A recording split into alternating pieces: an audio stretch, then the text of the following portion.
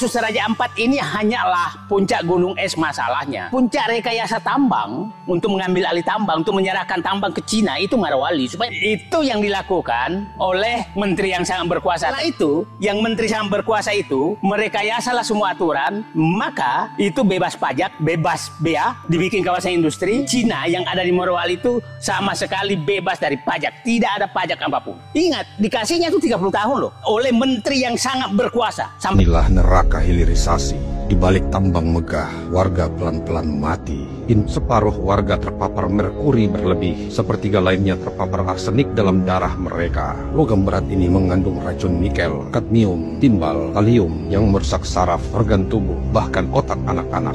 Ini kolonialisme baru dibungkus mantra hilirisasi. Papua adalah ujian terakhir dari keadilan republik ini. Kekayaan alamnya dikeruk habis-habisan, sementara masyarakatnya tetap miskin, lapar, dan terpinggirkan. Papua bukan hanya soal sumber daya, tapi tentang kedaulatan, keberadaban, dan kemanusiaan.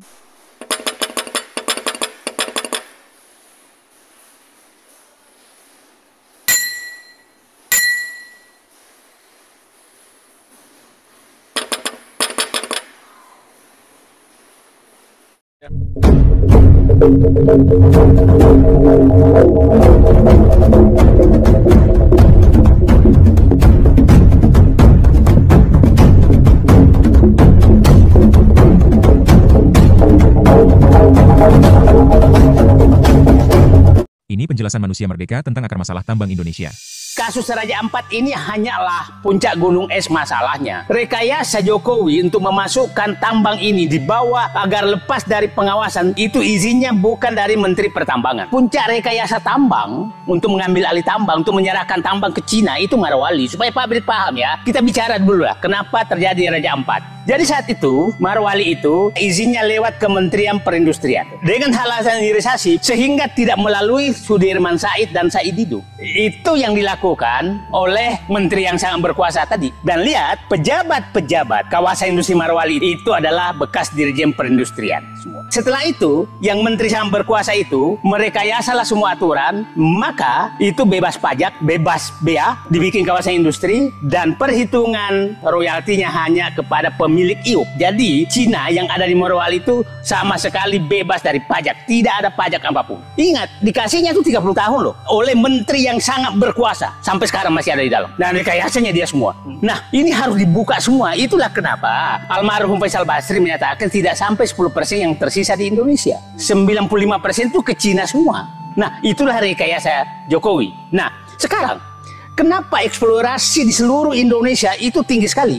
Karena smelter yang ada di Cina hampir semua dipindahkan ke Indonesia. Ada di Marawali, ada di Papua, ada di mana-mana. Sehingga kekurangan bahan baku. Sehingga eksploitasi makin melebar. Raja Ampat hanya kasus kecil. Ada Pulau Obi di Maluku Utara. Di Maluku Utara itu hampir habis oleh perusahaan Cina. Papua juga seperti itu. Nah, ini menurut saya Pak Jokowi harus bertanggung jawab. Jadi Pak Jokowi itu harus bertanggung jawab terhadap kejadian Raja Ampat. Yang menarik, Raja Ampat ini, wilayah tambangnya PT Greg itu sangat jauh dari wilayah Eco Green-nya Raja Ampat. Ada 2-3 tambang milik swasta dan milik Cina ada di sekitar Raja Ampat. Bahlil ini tidak pernah berani menyinggung kalau swasta. Jadi, perlu kita bertanya Bahlil, ada apa sih kenapa dia benci banget BUMN? Dan seakan-akan untuk melindungi swasta, teman-temannya dia.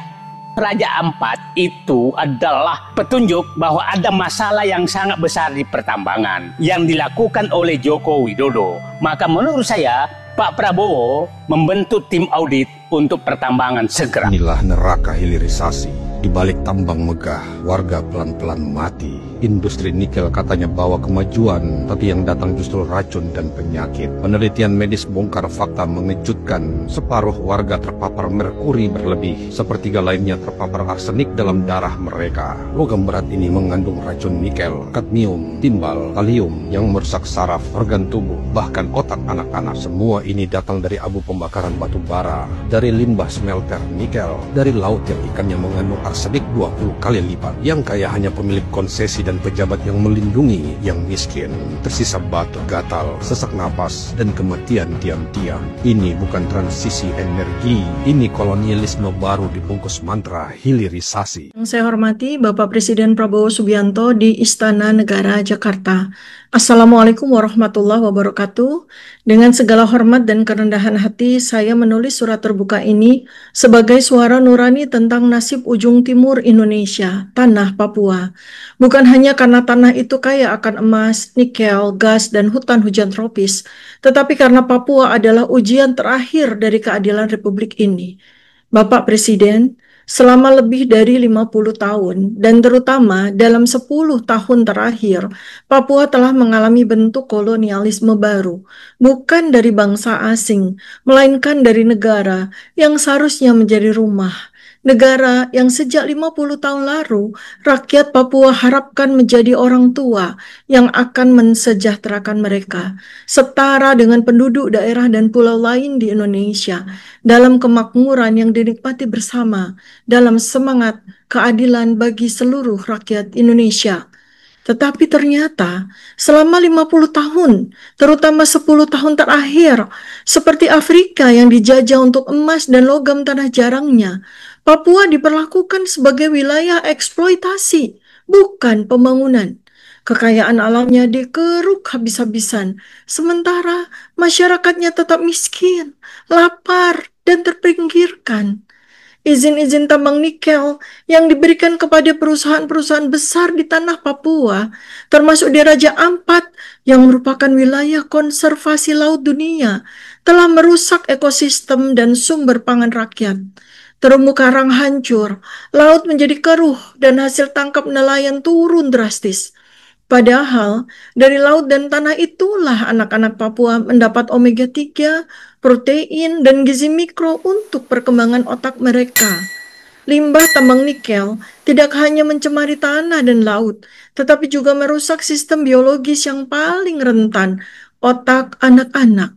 Paparan logam berat dari limbah ini memiliki efek neurotoksik yang dapat menyebabkan penurunan kecerdasan, keterlambatan bicara, dan gangguan perilaku.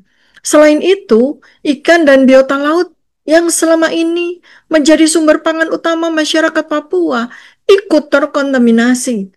Ini berarti sumber protein dan omega 3 yang menjadi fondasi perkembangan otak anak-anak Papua kini telah diracuni secara sistemik. Bapak Presiden, Bapak sangat peduli kepada gizi anak-anak sekolah dan bagaimana pertumbuhan, perkembangan, dan kualitas otak anak-anak masa depan bangsa ini. Tetapi yang terjadi di Papua bukan sekedar kemiskinan, tetapi ketimpangan gizi yang sistemik. Anak-anak Papua mengalami gangguan tumbuh kembang akibat hilangnya akses terhadap sumber makanan lokal yang kaya nutrisi. Ketika ikan laut, hutan sagu, dan pertanian lokal dirusak oleh tambang dan proyek industri, yang tersisa bagi mereka hanyalah bahan pangan yang miskin zat gizi. Masyarakat di wilayah seperti Raja Ampat atau Halmahera sangat bergantung pada laut sebagai sumber gizi utama. Dengan tambang nikel menyebabkan pencemaran air dan sedimentasi laut, akses terhadap ikan berlemak tinggi omega 3 hilang, memutus pasokan DHA dan EPA alami. Ini menciptakan tragedi gizi yang dalam jangka panjang menggerogoti kualitas sumber daya manusia di daerah tersebut.